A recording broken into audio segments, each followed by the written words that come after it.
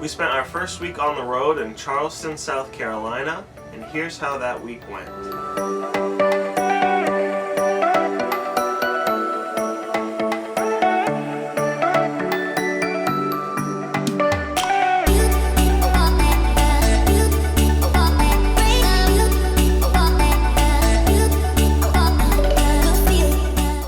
Before leaving our campsite in Kissimmee, we fueled up the night before, but we still ended up needing to get fuel along the way. Our first gas station. Attention professional drivers, we currently have no wait for a shower. We stopped at a Pilot just across the Florida border into Georgia, and our experience was not very good. We were able to find a spot in this very busy Pilot on the truck side, but the fuel pumps weren't working. And to make a long story short, eventually after about 15 or 20 minutes of waiting around, the fuel pumps got back online and we were able to pump fuel. But because we were on the truck side, the big rig side that's intended for semis, the nozzles were just a little bit different. Instead of a regular diesel nozzle or a gasoline nozzle like you would see at any other gas station, these things basically shot out fuel at like a gallon a second, it seemed like. So it was just about impossible to fuel up the truck. Every time I would squeeze the nozzle, it would just shoot out and it would, I guess, splash into the tank and splash out of the tank, and it would just be a big mess. And so we stopped the first time at a Pilot and I was able to get, I think, $12 worth of fuel. And then we ended up stopping again at a Pilot because 12 bucks didn't get us very far. And I was able to get, I think the second time, $16 worth of fuel before I guess the pump just gave up on me and just said, go see the cashier or something like that. And it just wasn't a good experience. So where do you go for fuel when you're towing? Our truck is about 21 feet long and our trailer is 38 feet long. So combined, we're looking at around 60 feet. And I know we could probably squeeze into a regular gas station, but I don't know if that really is something that I want to try and do. Right now, I guess our plan is to just buy a few diesel tanks to keep in the bed of our truck. We'll just fill those up the night before and stop at a rest area when we need fuel, and I'll just hop out and use those fuel tanks to fuel up there at the rest stop. But is there a better way? How do you fuel up if you're towing a big rig? Let us know. It would be really helpful. But after these few fuel mishaps, we did arrive at our campsite there in Charleston. We stayed at the Plantation campgrounds, and it was a really nice campground. When we arrived, it was a little bit busy. We were in the back of the park at a pull-through site, and there were a couple of neighbors around, but all in all, it was very quiet and very peaceful. The grounds were really well taken care of. The amenities were pretty standard. They had a pool, they had a couple of bathhouses, they had a somewhat small laundry area, they had a nice little store in the office that we weren't really able to go into, or we didn't need to go into, but it was there if we needed it.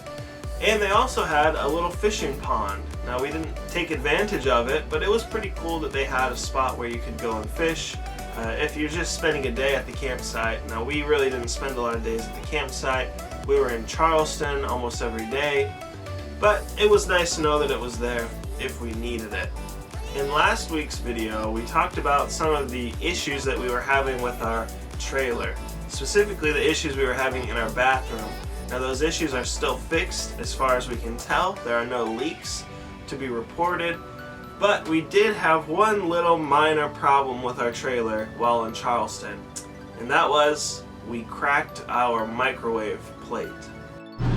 So I'm cleaning up. We're starting to pack up because we're leaving tomorrow, and this happens. This is the only thing to happen in our RV this week, so I guess I'll take it. I can always order another one on Amazon, but I was just trying to clean it. Oh well, things happen. That glass plate that goes in your microwave that spins around when your microwave is on, well, we were trying to clean it, and while we were trying to clean it, it slipped out of our hands, fell on the floor, and cracked. But luckily we were able to buy a replacement that is coming in sometime soon. It still isn't here yet, but it's coming in soon, and that's no big deal. So that's the worst of our problems. I think we're doing pretty good. Once we got settled into our campsite, we were ready to go and explore Charleston. We'd never been to Charleston before, but we'd heard many good things about it, and for the most part, everything that we heard was true. Charleston is a really, really beautiful old city. It's got a lot of history. The architecture is really beautiful. The people were very friendly. All in all, it was a really, really good place to spend some time. Our first night in town was not a very eventful one. We had just traveled about 6 hours or so, I think 7 with stops. So we were pretty tired. We really didn't want to go do a lot of stuff the first day. So we decided we would just go out to eat dinner. And the restaurant that we chose was 82nd Queen. It was very easy to get to. It was just about a 10, 15, maybe 20-minute drive to get there.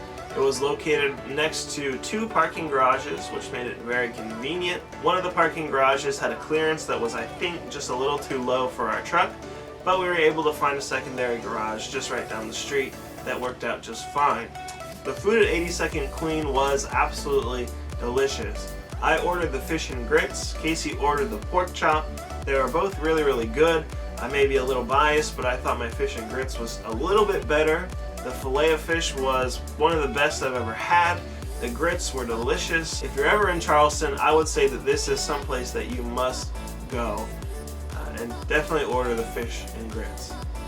After 82nd Queen, we just decided to call it an evening. We went back to the trailer and just kind of finished settling in, getting things ready for our stay there in Charleston. The next morning, when we got up around brunch time or so, we decided to go to the Early Bird Diner. And again, I would say that this is a must-go if you're in Charleston.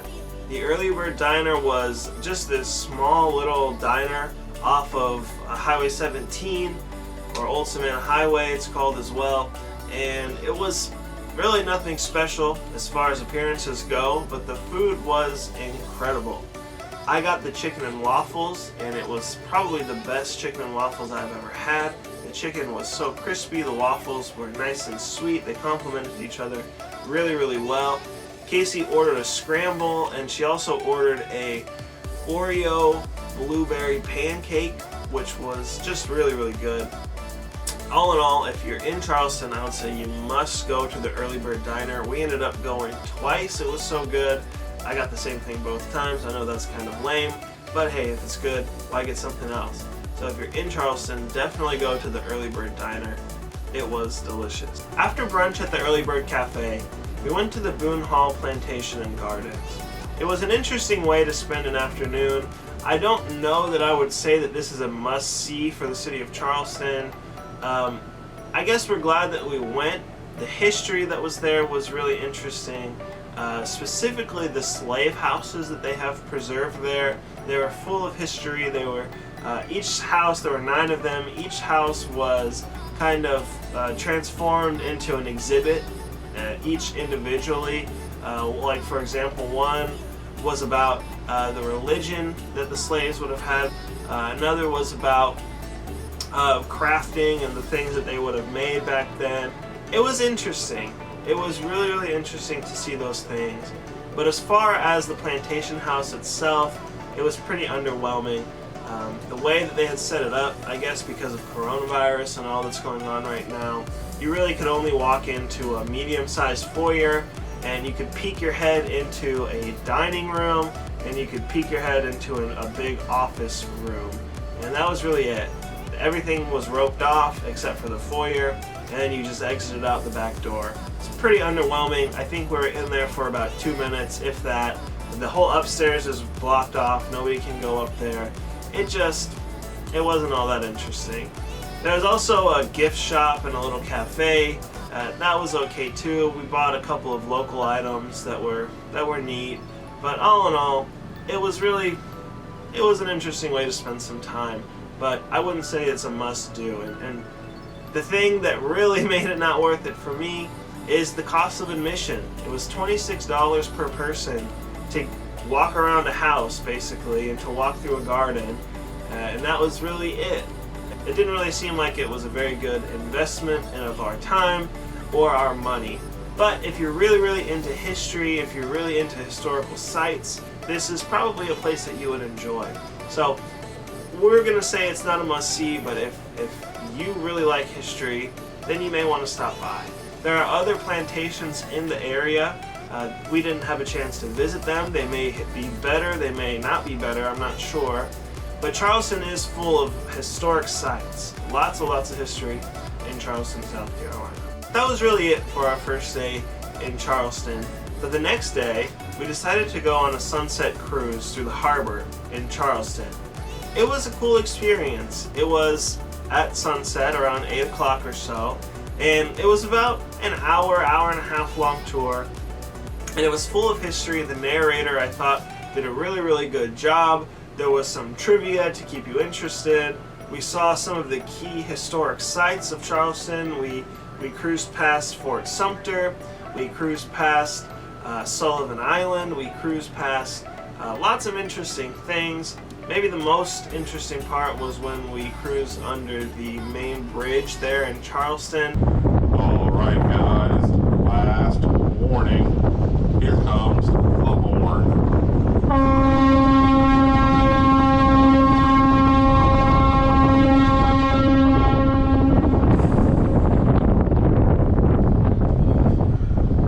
Well, I can't lie to you guys, that is my favorite part of the job. It was a really interesting way to spend an evening, but I will say the sunset part of the sunset cruise must be designating the time of day, not what you'll actually see, because on the sunset cruise we couldn't see the sunset. The sun was setting on the other side of the harbor towards the city of Charleston, so we really couldn't see any of the sunset at all. So I guess that's more of a sunset kind of day cruise, not a watch the sunset cruise. But on the cruise itself, there was a little snack bar that you could get some refreshments and some little snacks. There were restrooms, which made it really convenient. This was, of course, during the time of coronavirus, so they were asking everyone to wear masks for the entirety of the cruise. I don't think most people did, but we did for the most part. That made it a little uncomfortable, but that's of course not their fault. That's just the world we live in. All in all, it was a nice way to spend an hour or an hour and a half. We were on the water, it was nice and breezy, the temperature wasn't so bad, and we got to learn about some of the history of Charleston. If you're in Charleston, I would say try to do something like this at least once. Maybe not a sunset cruise on the water, maybe just a walking tour of downtown, or any kind of tour, just to kind of get a feel of the history of the city. Because as you look around, you can tell it's obviously an old place full of a lot of history, but unless somebody's there pointing things out to you, it's hard to get a full appreciation for all the history that surrounds you. So go on a sunset tour, go on a walking tour, you'll be glad that you did. We're glad that we did. The next morning we had brunch at a place called Toast, and it was okay. They are known for their stuffed French toast, which is about that thick, and I didn't know that when I ordered, so I foolishly ordered the double, and basically they brought me out a whole loaf of bread, so I nowhere near finished it, and I really didn't want to finish it. It was really sweet. It almost tasted like funnel cake that you would get at a fair, like it was deep fried. It was just a little too much, both in taste and in size. Kasey enjoyed her food. She thought it was okay.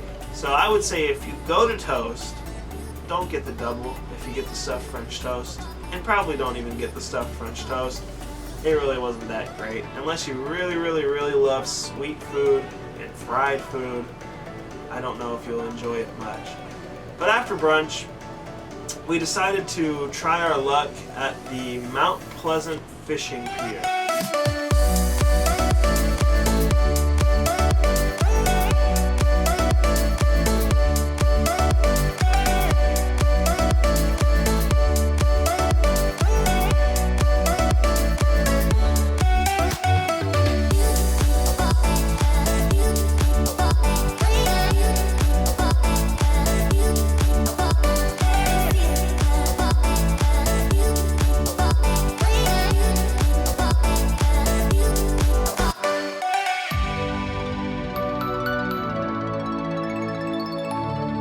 The Mount Pleasant fishing pier. I think it's actually called the Mount Pleasant Pier, but we fished there, so it's a fishing pier.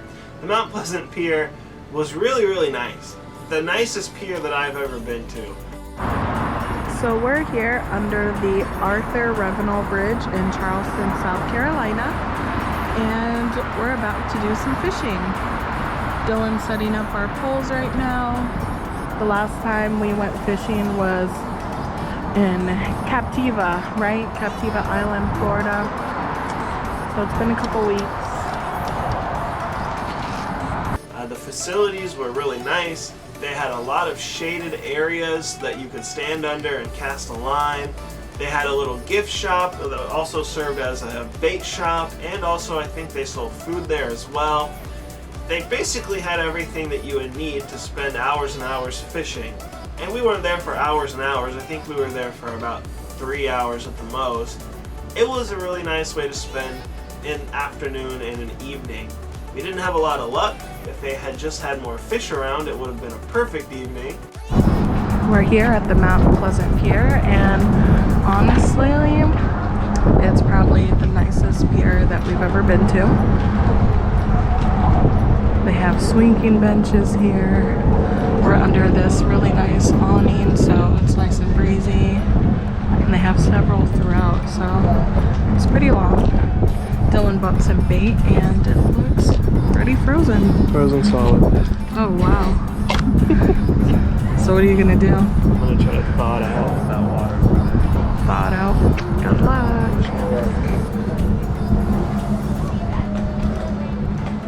Hopefully we catch some fish. In Florida, we just catch a lot of catfish, and that's about it. So hopefully we can catch something else here.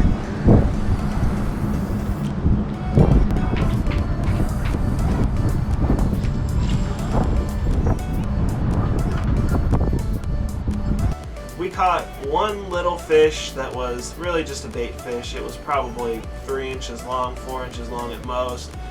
And that was it. We did get a couple of bites. People around us were catching fish. There was somebody fishing right next to us. He caught a couple of fish while we were there. Then there was another guy down from him who caught a couple. Maybe we just weren't lucky that day. I don't know. It's been a while, and Dylan caught a bait fish. For reference, there's my hand. At least it's something. It's something. I don't know if I'm going to use them as bait or not. It's kind of big. But it was really fun. It was really nice. They rented poles there, I think, for $8. We bought some frozen shrimp as bait for $5. And I think it was $4 or $5 per person to fish off the pier.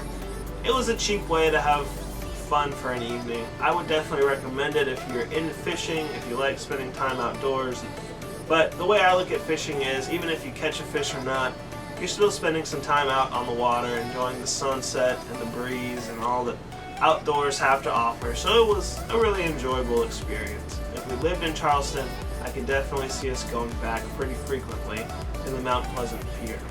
Up to this point, we really hadn't spent a lot of time in downtown Charleston. Other than our first evening going to dinner at 82nd Queen, we'd really only ever driven through downtown. So the next day, we decided to go shopping in downtown Charleston. And I should say, Kasey decided to go shopping in downtown Charleston, and I went with her. We're here in downtown Charleston. We spent the last couple days catching up on some work, things like that. So now we're gonna be doing one of my favorite things, and that's shopping. Are you so excited? Thrilled. We're gonna probably find something to eat and then go look around at the shops here. But yeah, that's the plan for today, Monday. It was really enjoyable. The architecture was beautiful. All the little shops were really nice. They had a nice mixture of like kind of mainstream stores, like chain stores, and also local shops that were really cool to see. The strip wasn't all that long. It was plenty long enough, considering that it was about 100 degrees that day. We were definitely done by the time we got to the end. It was a nice way to spend an afternoon walking around and getting a good feel for the city and the architecture. I don't believe there were a lot of historical sites there. There might have been, maybe they've just been covered over, I'm not sure. but the architecture was pretty to look at. After we shopped a little bit, we stopped in for lunch at a place called A.W. Shucks Seafood House, and we both ordered the grouper sandwich, and it was really good. A.W. Shucks was just this little spot kind of in the strip of all the shops. It wasn't very busy when we went. They had a pretty decently sized menu, all seafood for the most part, and we really enjoyed what we ordered. It came with this interesting, I think, mango chili sauce for the grouper sandwich. It was okay. I'm more of a tartar guy, but it wasn't bad. We really enjoyed the food. The atmosphere was really cool as well. They had some outdoor seating, but like I said, it was probably 100 degrees out that day, so we opted to sit inside. But it would have been nice to sit outside and kind of just people watch while you enjoyed lunch. If you're in Charleston, I would recommend this place. I wouldn't say it's a must-go, but I would recommend it. The food was really good. And then finally, on our last full day in Charleston, we went to Patriots Point. Today is our last day in Charleston, South Carolina. We just had breakfast at Early Bird Diner again because we love it so much. And today we are at Patriots Point. A few of our friends had recommended it, and it looks pretty interesting. We're excited to check it out. Very pretty background in the back of me. There's the Arthur Revenal Bridge, and we're gonna go check it out. And I can't say enough about Patriots Point. Patriots Point is really this military history complex where the USS Yorktown is located. They also have a smaller ship on site, and then they also have a section called the Vietnam Experience. And basically, if you haven't been to Patriots Point, it is a interactive sort of museum slash exhibit area. You can walk through the USS Yorktown, which is this massive aircraft carrier that was active in World War II and in other wars as well. The history there is really, really fascinating. If you're into military history or even just American history, you will love Patriots Point. There was so much to see there. I don't believe that we saw everything. We might not have even seen half of everything. And we were there for 2, maybe 3 hours walking around without any breaks. There were exhibits all over the place. There were aircraft all over the place. There were weapons and cases. There were photos all over the place. It really made you feel like you were walking through a part of history because we were walking on a ship that was active for a number of years and was instrumental in a number of battles. It was a really, really interesting ship. It was a really, really interesting place to be. The volunteers there were super helpful. There were a number of theaters there, one on the USS Yorktown, one in the Vietnam Experience. The one in the Yorktown played little clips, little films about the ship and about those who would have labored on the ship while it was in service. And that was really interesting.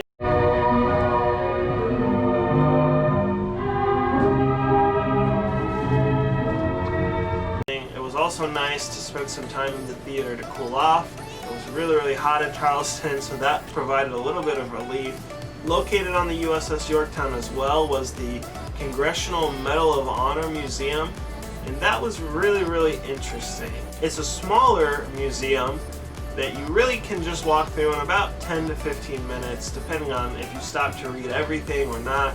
What I really liked about the Medal of Honor Museum was that it really covered the whole spectrum of military history in America, going all the way back to the Revolutionary War and going all the way until the most recent wars in Iraq and Afghanistan.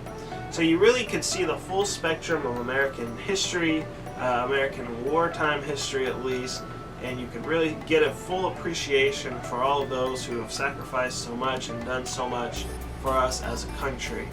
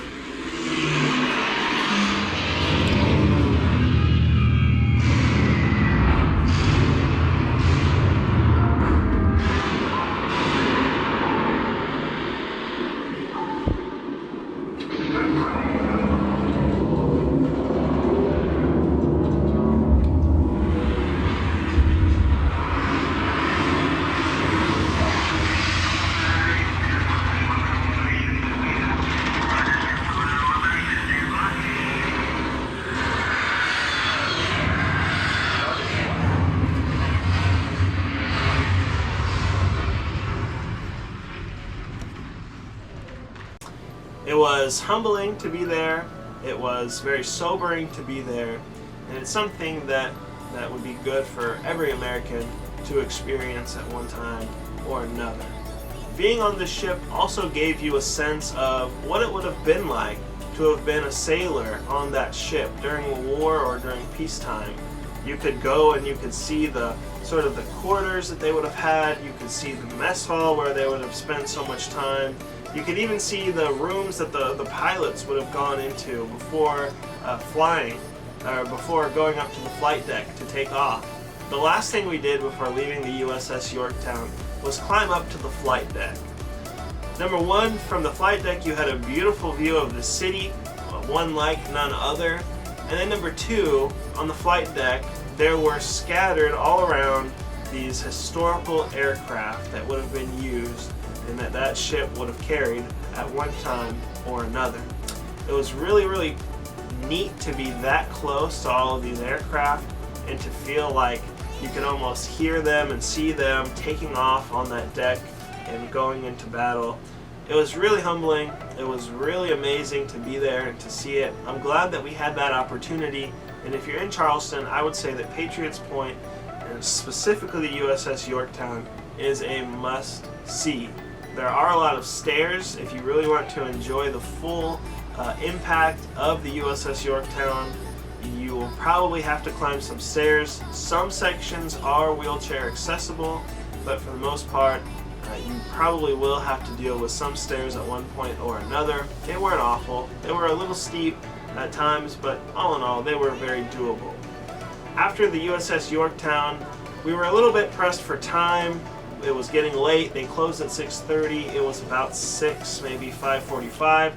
So we weren't able to check out the smaller ship. Maybe it's even the submarine that is docked right next to the Yorktown on the other side of the dock. I regret that we couldn't see it. I'm sure it was just as interesting. But from the USS Yorktown, we did go to what was called the Vietnam Experience. Now, the Vietnam Experience was a lot different than the experience on the USS Yorktown. The USS Yorktown was really like almost like a shrine, and not a shrine, but it was almost like just an exhibit with all this memorabilia, if you will, all of these artifacts, all of these paintings and pictures. It was really just an ode to history. And the Vietnam Experience was a little bit different. The Vietnam Experience was more like an experience, as the name implies.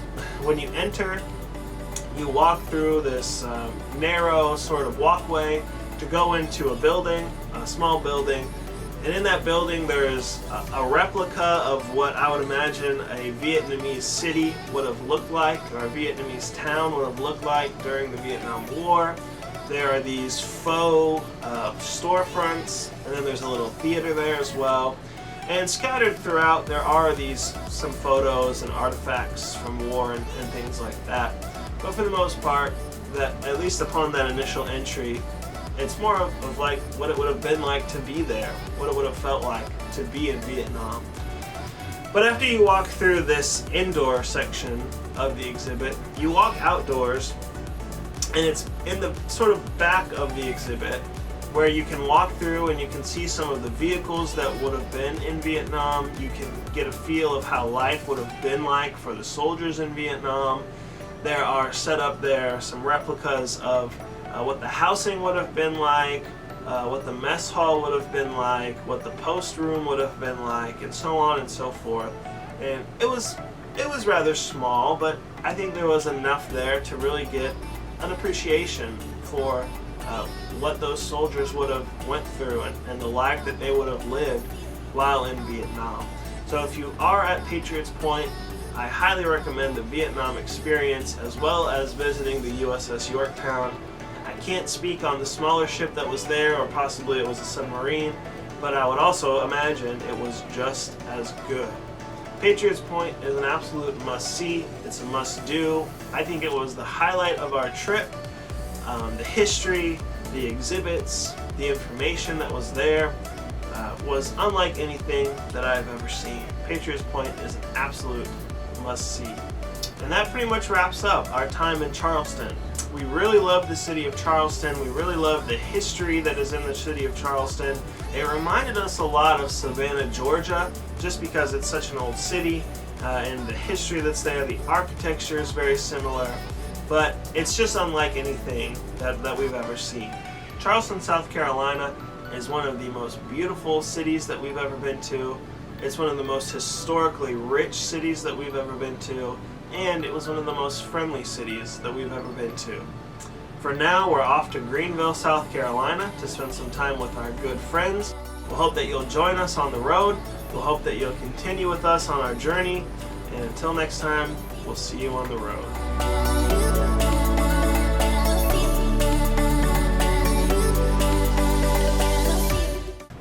It was really interesting. Man, I gotta stop saying it was really interesting.